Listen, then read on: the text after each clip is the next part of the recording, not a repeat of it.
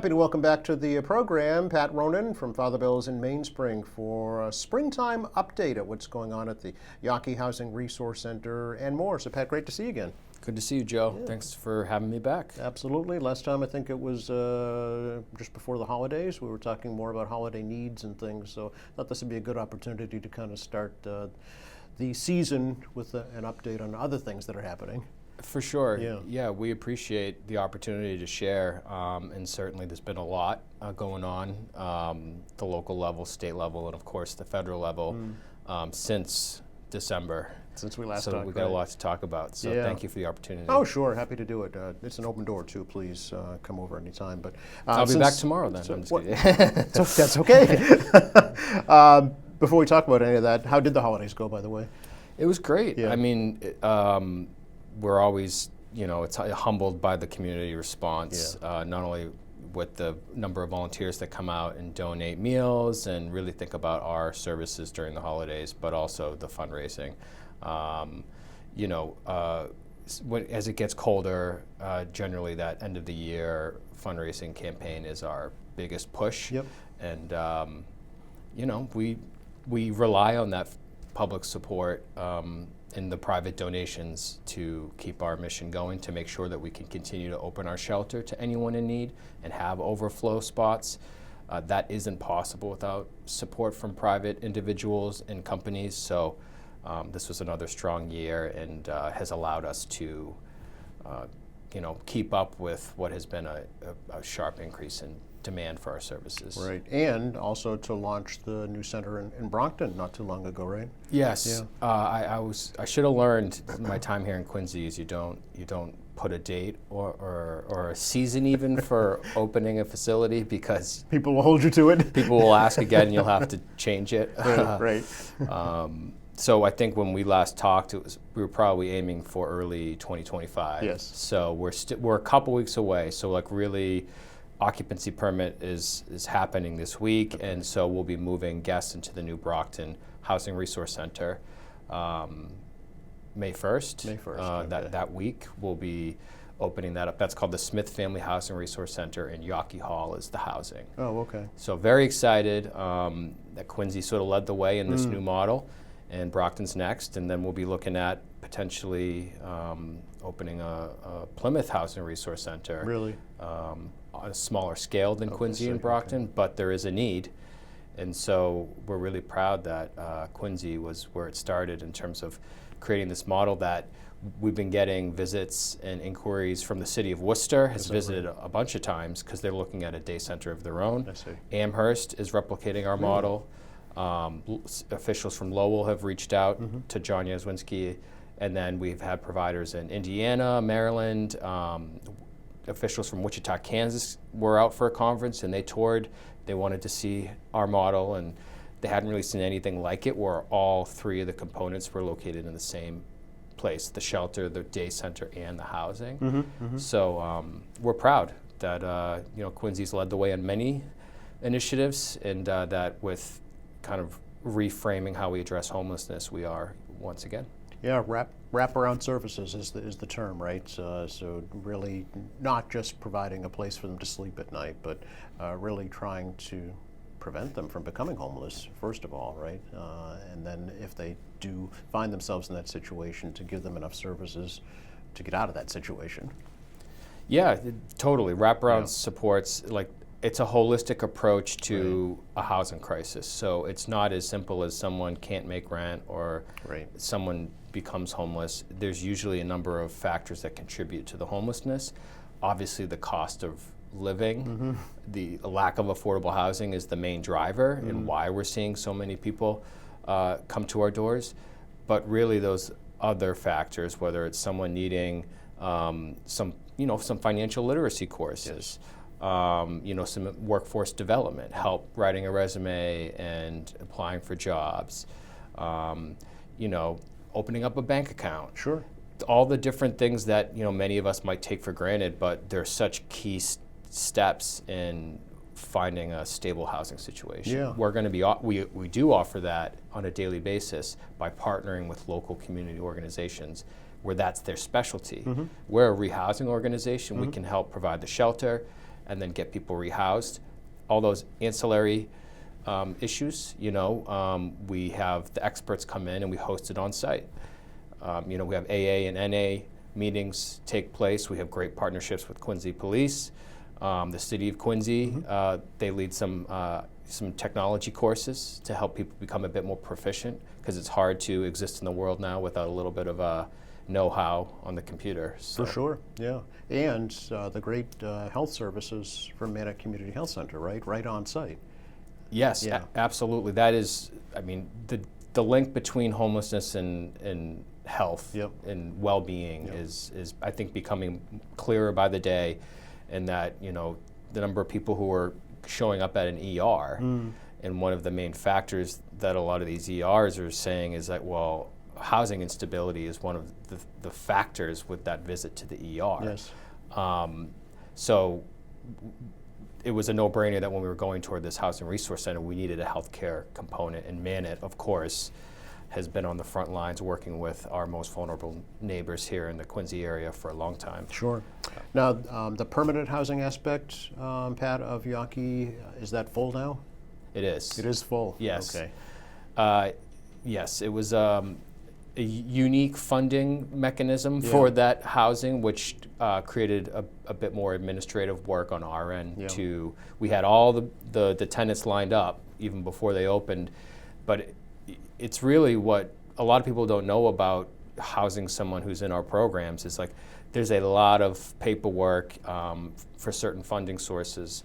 And so that means like tax returns and a lot of forms of identification that if you're experiencing homelessness, if you've been sleeping on the street for the last 5 years, tracking down a lot of those materials is very difficult. Sure. So that's our staff. It's not just supporting the person and finding housing, but it's also navigating the administrative functions that exist across our state, and looking at city halls for birth certificates, right? Things like that. The registry of motor vehicles for driver's license information, stuff like that. So they're a little detective work, really. Exactly. Yeah, we have a shuttle transportation at the Housing Resource Center, and one of the key stops is like an essential documents stop where. And that's what we look at is like, what do you need? If you're a veteran, you need some proof of service, and like if you're looking to get health insurance or qualify for disability benefit, it can be really daunting to start that work. We've all been through it, whether it's your cable bill or an insurance claim.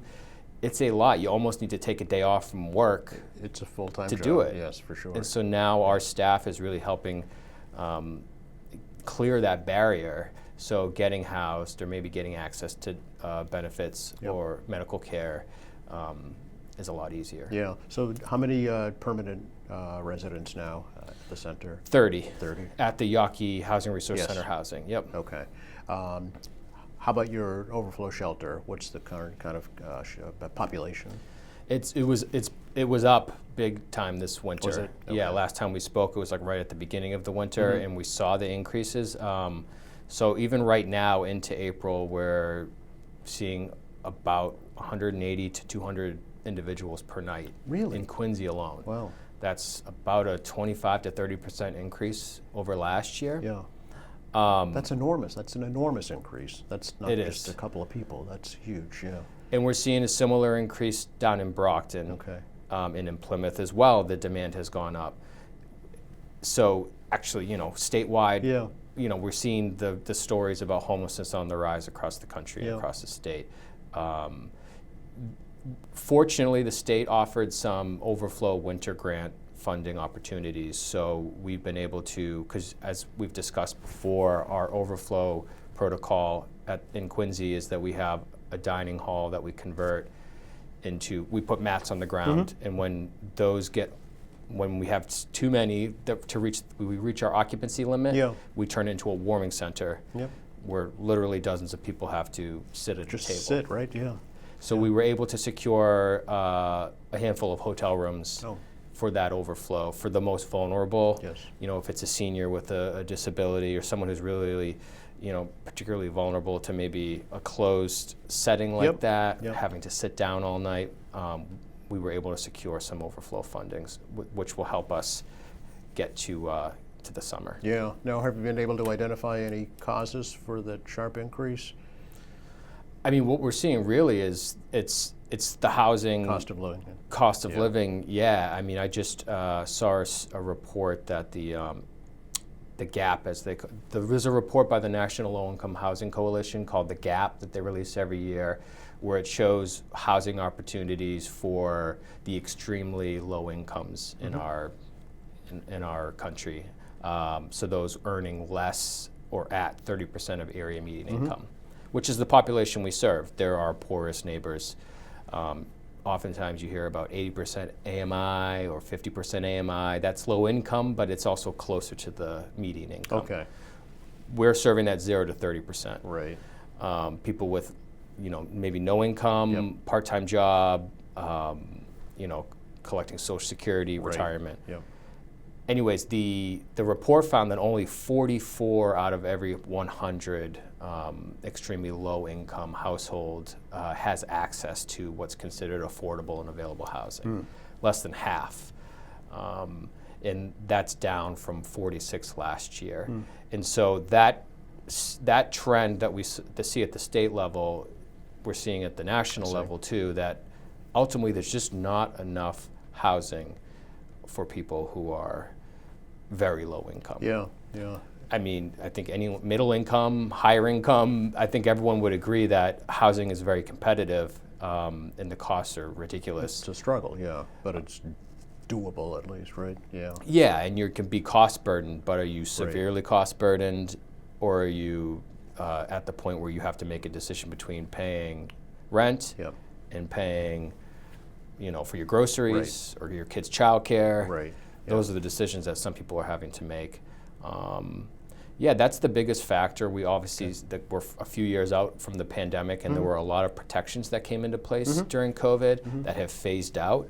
And I think we're seeing sort of the ripple effect of those being phased out. And it wasn't going to happen overnight, because you had people who maybe were then staying with friends or family, and now that's where you see shelters are the last safety net for a lot of folks. Yeah, and are you seeing, it was a report not too long ago about migrants in the state family shelter system decreasing. Are you seeing that manifest itself at the Yawkey Center? Yeah, I mean, Quincy the Yawkey Housing Resource Center never had a large group of individual adults who are migrants coming in. Okay. We saw more in Brockton. It's certainly a higher Haitian community in terms of share of population in Brockton, so the numbers were much higher in Brockton. So I think what we're really seeing is a decrease on the family side, because there had been an investment in resources on the state level to help people get rehoused as a family unit. Yeah, and some limitations, some stay limits. So some real incentives to get people rehoused. Whereas on the individual side, we're not seeing those numbers go down because, and this has kind of always been the case, is that the individual shelters do get support from the state, but in our case, we're relying on private funds to stay afloat. So we're never in a position where we're like, we have exactly the amount of funding we need. Right, yeah. We're kind of keeping up with demand. Seeing as we're on the topic of funding, we do have to talk about the current climate at the federal level and how it's impacting social service agencies across the board, really, including places like Father Bill's, right? What are you anticipating, Pat, from the federal government at this point, in this April 23rd, 2025, and how are you planning for that? What am I anticipating? When does this air? Because it could be, it could change. Things are changing quickly, yes. Yeah, I mean, generally, I think the fact that it's difficult to plan not only for our programs, but like our financial forecasting for a nonprofit like Father Bill's in Mainspring, but also, the city or the state, anyone who relies on any federal funding, and we rely heavily on funding from How much? HUD. From HUD, we receive about $1 million a month. Okay. and that is responsible for hundreds of housing units Yeah. across our region. And we haven't lost. I don't believe we've actually like had to, say, oh well, we don't have this funding source. It's more like when our contracts come up later in the year. What's going to happen? Are they going to be held, or the uncertainty really? And I think that's like cliche at this point, uncertainty, but that's the biggest source of stress, because you need to plan in order to like be effective in your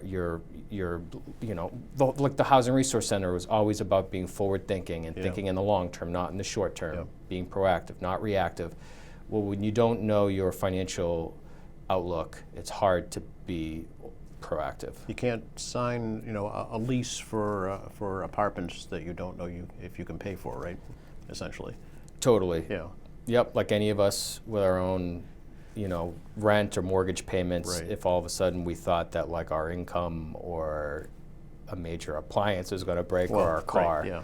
We all deal with uncertainties. It's just, I think, with nonprofits and social services that have for so long relied on public funding. Yeah. It seems to be sort of at least talk of a seismic shift. Yep. And even the talk of a seismic shift can really, it can really be unsettling. Yeah. Are there other sources of federal funding that you receive other than HUD? Yeah, I mean, I'm glad you mentioned that, because it's CDBG week. Right, yes. And we're very, very grateful to receive CDBG funds from the City of Quincy through its Community and Planning Development Department. It actually supports our veteran services at the Yawkey Housing Resource Center. But generally, like most of the federal funding is through HUD. There are a few different sources. But HUD is the main. Like with the state, there's a few different agencies and departments that fund our services, primarily HLC, or formerly DHCD. Oh, okay. But HUD is the major funder for us. Okay, but even at the state level, there are questions because of the uncertainty. Because they don't know what's coming in, so they can't tell you. And I'm sure this will be one of the topics discussed at the Public Service Summit happening at the Fore River Clubhouse, I think, on Thursday, right? Thursday, yep. Yeah. All the social service agencies. I've talked to folks at QCAP. They also are concerned, particularly about their Head Start program being impacted later this year. So again, like you say, uncertainty is the key word, unfortunately. Yeah, it's difficult when you have a situation where not only is it your direct funding source, but like sort of your indirect funding source, where like the strength of federal support for the state will inform their decisions on, because we receive a lot of state funding, but they have their own budget challenges as well. Right. So we are really grateful. The House Ways and Means Committee came out with its budget last week, and we actually saw increases at the individual shelter line item, which funds all individual shelters across the state. There was an increase, which hasn't happened in years. Okay. And some of our other sources of funding in terms of housing vouchers, it was really promising to see those either remain flat, which in this day and age can be a good thing, Right. Even though the cost of services have gone up and the cost of staff, or seeing increases. So we're appreciative of Speaker Mariano, and of course locally Representative Chan and Representative Ayers for helping us out there. Yes. Yeah. Well, I know that the current administration of Beacon Hill has made housing one of their key benchmarks, really, to achieve, throughout their administration. So it's not lost on them that it is an issue. Right. I think when you may be losing some federal support, Right. you look at the areas where you think you might have to cut, but you also have to look at the areas where you might have to increase. Have to support, right? So yeah. if the economy is struggling, through a recession or just through tough times where nonprofits are losing resources, people in need of shelter or housing resources, that number is going to go up. It's a catch-22, right? Yes. Yeah, exactly. Yeah. And you're right, the state has committed with the Affordable Homes Act. Yes. which not only legalized ADUs by right in single-family residential districts, but really committed in writing to funding new housing for extremely low income, that 0 to 30% AMI. And there was a whole new commission created by that law, and John Yaswinski's serving on that commission. Oh, okay. So we're just really heartened by the fact that our population has a seat at the table on these big discussions about new housing development. Absolutely, yeah. Will you be reaching out to your private funders as well, just to explain the situation more than anything, right? Yeah. Our next, this is the HRCs in Brockton and Quincy are, in Brockton about to open. So we've actually ended that campaign, which I think you and I have been talking about for years now, which is the private support. So over $10 million we raised in private funds for Yawkey and Quincy, Yawkey Housing Resource Center, and then in Brockton we raised another $7 million. Wow. So our next phase of the capital fundraising campaign will be focused on housing. Okay. Because really that's how we address this crisis is by creating more housing opportunities. That's right, yeah. And with federal funding being uncertain, other funding sources are going to even be more critical. So that means, local businesses, foundations, and private donors. Sure. Are you seeing, Pat, not too long ago a report came out about homelessness among young people, particularly public schools, even here in Quincy. Yeah. I forget what the actual statistic was, but maybe 1 in 10 or 1 in 8 public school students have experienced homelessness. Do you see that at the shelter as well? Yeah, the state operates the family shelter system, so whereas at individual shelters, any adult 18 or over unaccompanied by a child can walk up to our doors and be eligible. And it's been well publicized in recent years with the influx at the state shelter system, that the state oversees that. So the referrals come to us from the state. Okay. And absolutely there's been an increase. Really? I'd say we've increased our capacity by about 30 to 35 units. So we serve 160 families every night through emergency shelter. Yeah. But that doesn't tell the whole story because there are families every day reaching out to our prevention and diversion programs from families that are staying with friends or family, or they're about to become homeless and they're looking to avoid entering the shelter. And every one of those families coming to us through the state referrals, they are, there's children involved. Children, right, yeah. Some, high school age, and then some as young as like infants. Oh gosh. Wow. So it's just, and sadly, over the past year and a half, for the first time in our really agency's history, we've started to see in our region and hear reports of families staying outdoors, sleeping in cars, and that is just unacceptable. No one should have to sleep outside, but when you're talking about a child, and their development and their ability to feel secure and cared for is so instrumental in their long-term success. We as a city, state, society cannot accept that there are children that need to sleep outside. Exactly, yeah. I know that before we started taping this morning, you said, at least here in Quincy, at least, the number of unsheltered people, families, children is very, very low. Yes. The one thing that Quincy's shelter census has gone up, like I mentioned earlier, 180, 200 people in Quincy and the surrounding communities in need of shelter. That's a high number, but the number that we like to point to for a city of Quincy's size, over 100,000 residents, the unsheltered count has really always been low in Quincy, but especially over the last 10, 15 years, has been like single digits. The preliminary count for the 2025 point-in-time count, which was in late January, that was 6 individuals. 6, okay. And that's not even just in Quincy. We do Quincy and Weymouth. I see. So that's split between the two communities. Now, obviously, we don't want anyone to be sleeping outside. Of course, yeah. But when we're seeing 24 people in Plymouth alone sleeping outdoors, 22 in Brockton, And now those are probably undercounts of people because we don't know every encampment, we don't know every location, we do the best we can. But the fact that Quincy is in single digits is something that the city should take pride in, the fact that we have an overnight shelter, a resource center, and that we support housing, affordable housing.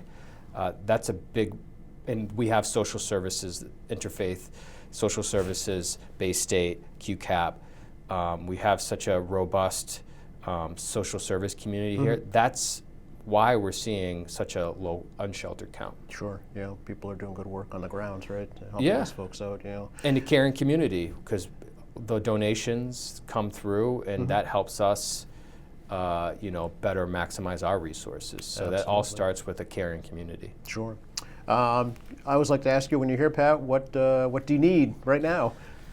Well, we've talked about funding, so anyone who has the ability to give, we're always, cash donations give us the most flexibility. Yep. We have the website helpfbms.org. Okay. You can go to our donate page. Any bit you can give will help us out. And then we're always looking for volunteers. Oh, you are? Okay. Yes. In Quincy, we are in need of volunteer groups who want to come in and prepare and serve meals to our shelter guests. Gotcha. That's a high need right now. Okay. With our numbers going up and, the costs of not only, staffing the kitchen, but also the food, we very much rely on our community to either donate the meals, bag lunches even. If a school class or a church group wants to do an activity on their site, they can do a bag lunch event, and that helps us divert our resources to the rehousing efforts, to building new housing, and all the stuff that's going to have the best long-term impact for our participants. Sure. Anything else we should share right now? I think we covered it. We talked about CDBG week. Any events coming up that we should let folks know about? Oh boy, will you be part of the Quincy 400 events at all this year? Not that I know of. Okay. Not that I know of. Okay. All right. So now, if I'm wrong, I'll have to call and say, hey, can we correct that? But in January we held the ribbon cutting for the Brockton Housing Resource Center. Even though it's not opened yet. Right. And then I guess our next event will probably be next year in terms of like a ribbon cutting. We're opening a new housing property in Stoughton, converting an old motel into 24 units of housing. Okay. So we have, since COVID, held like several supporter receptions, which replaced our old Food Fest fundraiser. Right. So, yes. I think as the housing campaign kicks off, we'll probably be looking at opportunities to host receptions like that. I see. And I'll definitely call you. Yes, please do. When we start to promote those. Great. All right. Always good to see you, Pat. Appreciate it. Good to see you. Thank you. Please come back. Alrighty. Thanks for watching us here at AM Quincy. I'm Joe Catalano. We'll see you next time.